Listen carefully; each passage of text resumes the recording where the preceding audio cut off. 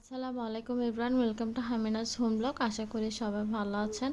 আজকে আমি বানাবো কক্সবাজারের মতো বার্মিজ আচার, যে আচারটা খেতে খুব মজা। আর আমরা প্রায় এই আচারটা কম বেশি মানুষ পছন্দ করি। এখন আমি এই আচারটা বানানোর জন্য এইভাবে স্লাইস করে আমের আঠা সহ আমি আমকে একটু স্লাইস করে নিয়েছি লম্বা লম্বা করে। দেন আমি এখানে চিনি মিশিয়ে আমি প্রায় একদিন মতো রেখে দিব। রেখে দেওয়ার পর আমি এটা ফ্রিজেই রাখবো। রেখে দেওয়ার পর আমি এখন এটা চুলায় দিয়ে দিয়েছি। একদিন পরে, একদিন বা 1 ঘন্টা বা 2 ঘন্টা, যার যেমন যেমন ইচ্ছা তেমন করেই মেরিনেট করে রেখে দিতে পারেন। চিনিটা অ্যাড করে পরিমাণ মতো, আমের টক অনুযায়ী চিনিটা পরিমাণ মতো দিয়ে রেখে দিতে পারেন। দেন আমি এখানে চুলায় দিয়ে দিয়েছি হাঁড়িতে, আমগুলোকে দিয়ে দিয়েছি। আর এদিকে আমি নিয়ে নিয়েছি কিছু মশলা, শাহি জিরা, লাল মরিচ, তেজপাতা, তারপর মরি, তারপরে নিয়েছি পাঁচফোড়ন, কালো জিরা। সব কিছু নিয়ে আমি একসাথে ভালোভাবে টেলে নিব। দারচিনি নিয়েছি, আবার এলাচ নিয়েছি দুটো। সব কিছু নিয়ে আমি এখানে ভালোভাবে একসাথে মিশিয়ে আমি এখানে টেলে নিব। দেন আমি এটাকে একটা গ্রাইন্ডারে করে আমি এটাকে ব্লেন্ড করে নিব। তারপর আমি এটাকে ব্লেন্ড করে নিয়ে আমি এখানে দিয়ে দিব। আমি তো আমার আমের ইয়াটাকে আমি ভালোভাবে করে নিচ্ছি। এখন আমি এখানে একে একে করে সব ধরনের মশলা অ্যাড করব। যখন আমার পানিটা হালকা একটু বুদবুদ উঠবে, তখন আমি একটু করে এখানে সব কিছু অ্যাড করে দিব।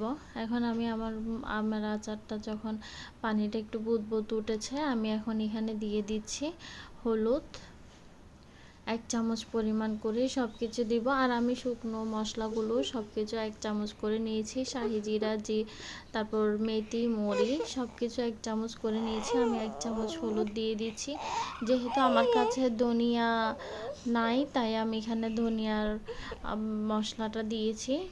দেন আমি ধনিয়ার গুঁড়ো মশলাটা দিয়ে দিয়েছি এখানে। দিয়ে আমি ভালোভাবে এটাকে নেড়ে চেড়ে আর একটু করে ঝাল করে ঘন করে নেব। আমি এখানে বাড়তি কোনো পানি অ্যাড করিনি। এটা আমের যে পানি বের হয়েছে চিনি অ্যাড করাতে, ওই পানি দিয়েই আমি এটা করে নিচ্ছি। তখন একটু হালকা শুকিয়ে আসবে, আমি যে মশলাগুলো টেলে রেখেছিলাম ওইগুলো আমি হালকা ব্লেন্ড করে নিয়েছি। এখন ওইগুলোকে আমি দিয়ে দিচ্ছি এখানে।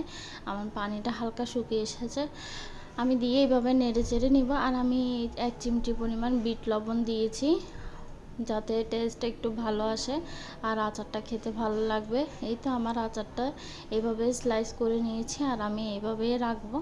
আমি এইভাবে রেখে আমি এটাকে নামিয়ে নিব। দেখতেই সুন্দর লাগতেছে আচারটা, একদম আমি বিশ্বাস করতে পারতেছি না আমার আচারটা যে একদম কক্সবাজারের মতো যে বার্মিজ আচার প্যাকেটের মধ্যে থাকে ওই আচারটার মতোই হয়েছে। খুব সুন্দর হয়েছে আর খেতেও কিন্তু খুব মজা লেগেছে। আমি এটা যখন চুলা থেকে নামিয়েছি আমি নিজেই এটা খেয়ে নিয়েছি। আসলে আমি অল্প পরিমাণে আম নিয়েছি, তাই এটা এভাবে করেছি। আর বেশি পরিমাণে আম নিলে বেশি করে মশলা দিয়ে করলে এটা খুব মজা হবে আরও। দেন আমার এই তো আমের আচারটা খুব সুন্দর হয়েছে, খেতেও কিন্তু অসাধারণ মজা। আমি এটা পরিমাণ মতো আমের টক অনুযায়ী আমি চিনিটা অ্যাড করেছি। আর এই যে আমি হালকা একটু বসিয়ে রেখেছিলাম, যার কারণে একটু কালচে হয়ে গেছে, কিন্তু আর একটু আগে নামিয়ে নিলে আমার আচারটা আরও সুন্দর হতো।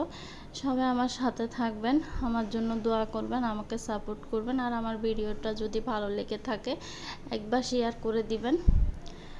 আজকের মতো এতটুকুই শেয়ার করতে পারলাম। সবাই ভালো থাকবেন। আল্লাহ হাফেজ।